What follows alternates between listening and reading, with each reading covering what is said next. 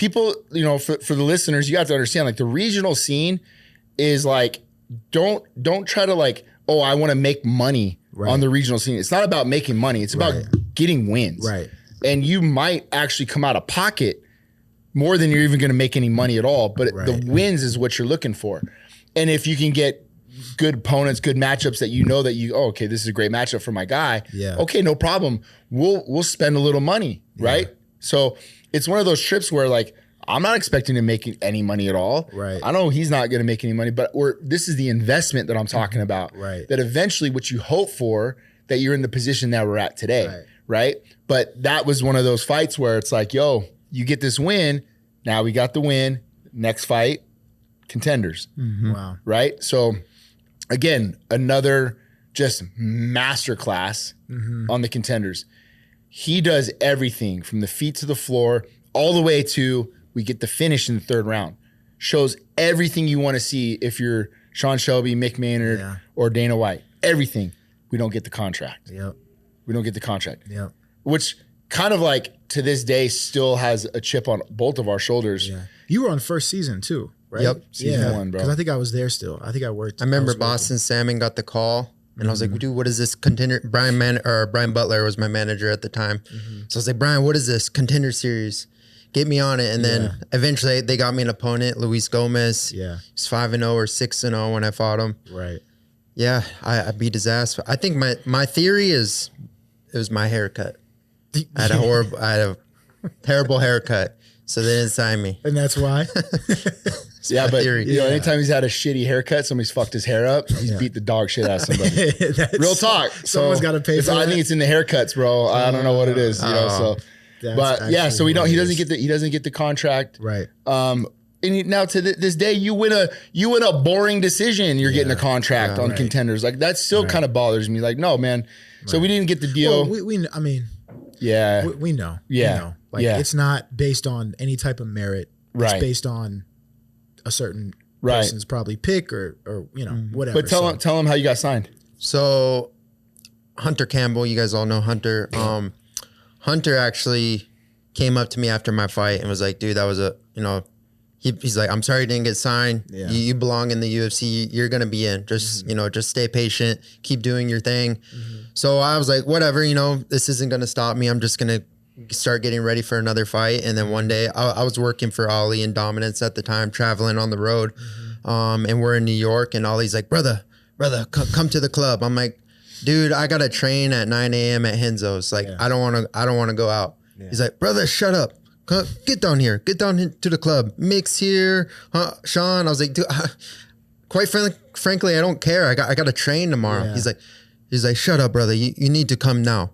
So I came, and it was Hunter, Sean, Mick, and they ended up buying me drinks. And I'm like, I don't want to party. I don't want to drink. So I'm like, whatever. These are the execs, right? The guys that the decision makers. Yeah, they literally make the whole show run. So I'm like, okay, whatever. I'll take a drink. They're getting me fucked up. And then, then Hunter's like, hey, man, congratulations. You're in the UFC. So they signed me right then and there. Really? And to this day, like, if they ever go back to that club, like, I'll get random text messages. Yeah. This is where I signed you, motherfucker. Yeah. So it's a cool reminder. I'm not a club party guy, but it's a place of significance for me because that's where I got signed. Did they ever tell you why they didn't do it on that show and then decided to do it in a club? No, roster, right? Like, we have so many guys in this division. We weren't signed, whatever. I never really asked those questions. Yeah. And I just, you watch the business, that Fight Inc. or whatever. You see how things happen behind the business, but I don't know. Yeah. But I did keep that chip on my shoulder for a while. Like, when Dana does that, if you don't know, now you know things, and it's like, you see my name and it says CS Contender Series. Like, I didn't get signed.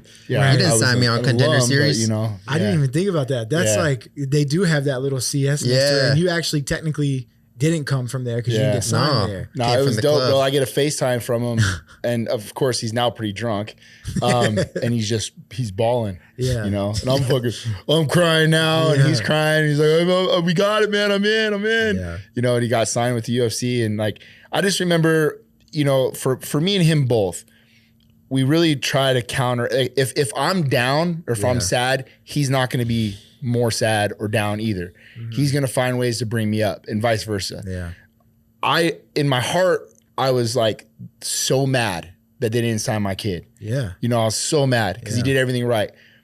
But in my head, I'm like, this is going to be the best thing for us. Right. Because of perspective is like this dude, and anytime he's ever had a chip on his shoulder, or he had something to prove, he's fought 10 times better, or it's made him better, or it's made him just, you know, push a little bit harder, whatever it is.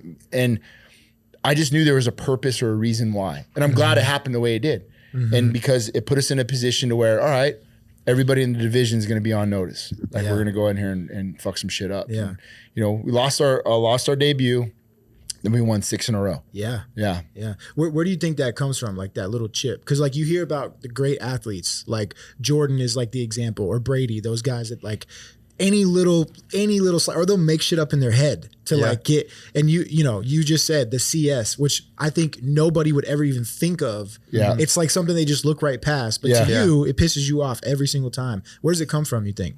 I think, you know, because I don't ever look at myself as the best. Dude, I lose a lot of rounds in training. Yeah. But I show up every single day, whether I feel good or I don't feel good.